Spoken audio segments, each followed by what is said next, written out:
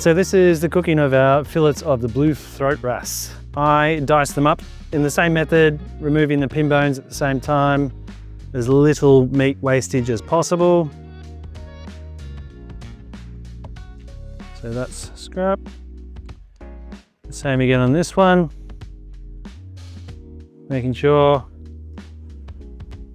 nice clean cuts. Now the thing with the wrasse is because it has that slight jelly-like texture, what I like to do is firm that up a little bit. So you'd be pretty familiar with using brines for cooking of meat or chicken or any other poultry. I like to use it for the wrasse to firm it up, because for this recipe, we're gonna do little gougères or little nuggets, and they're gonna be in the air fryer. So it's just a crumbed little fillet of wrasse in an air fryer. So we're cutting them into decent sized pieces, and that's just going into a pre-prepared brine. This brine is about 10% salt to 90% water.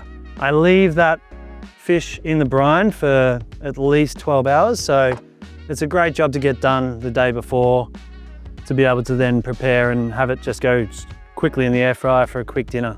So you can see how thick and chunky these pieces are. There's a great return for the meat. That as a little fish nugget is just a wonderful little bite. What happens is it firms up. What you want to do is take it out. You want to dry it off very well. No other reason than how the breadcrumb binds to it. So take it out onto a paper towel, dry it well, and then what we're going to do is we're going to place it through a batter and then a breadcrumb. I put aromats as well through all my brines, depends on what's around and what's going on. Here's some fresh bay leaves, garlic, peppercorns, all that sort of thing. Obviously a little bit of heat to activate them, but it's just a nice little addition. Helps give a little bit of extra flavor. And what I do for my crumbing technique, I make a batter. So instead of doing flour, egg wash, and then into the crumbs, I do the whole thing as one batter. So I use eggs, flour, mustard, salt, pepper, fish sauce, all sorts of flavorings, all in the one. And you make a batter out of this. Now the consistency of that batter is almost like your beer batter, right? Not super thick, but thin enough to be able to coat everything. So if it's too thick, just adjust with water until it comes back to that consistency. So that's the consistency we're chasing. The flour's all dissolved. It's not too thick. So the fish, the beauty of this is you can just pile all the fish in there. All the pieces of fish go into the one bowl.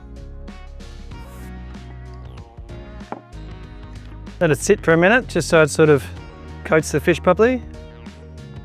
And then it can just be piece by piece into the breadcrumbs. When crumbing stuff, I always keep one hand clean. You can see it coats it really well.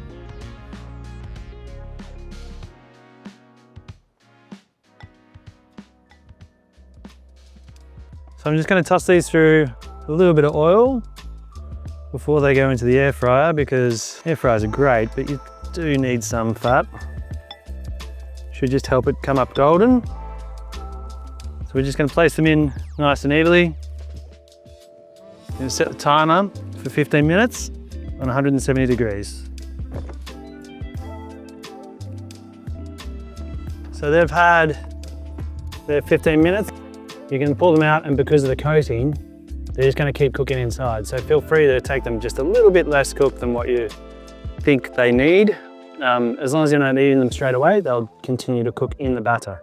Serve them as you would with some aioli and lemon. That's a pretty great little snack. 12-hour salt brine, and then just in the air fryer with breadcrumbs.